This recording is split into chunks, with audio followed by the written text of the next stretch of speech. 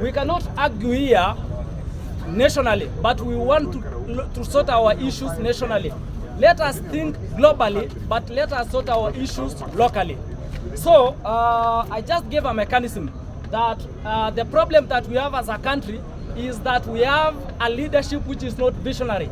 For any country to prosper, we need to match two things. And because Kenyans, as the people and as a population, are so visionary, but the problem, people who are letting us down are the leaders who are not visionary.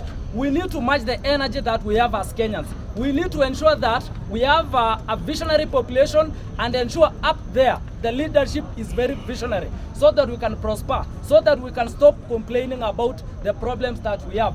Right now, between now and 2027, we have an opportunity with the young people who are 75% population of this country. Let us register as voters. Let us take our votes and ensure that we prepare for the next elections. This pact and the package of William Samoei Ruto and Raila Amolo Odinga, I believe that they are not the people who can solve the issues that we have as Kenyans. They will never sort anything because these are the people who are keeping us to live in insanity. We Kenyans are doing the same things, the same way, and expecting to have different results. So it's like just a tree which does not produce fruits. What do you normally do it? You cannot cut a tree or remove the fruit. What you do, you just uproot the whole tree.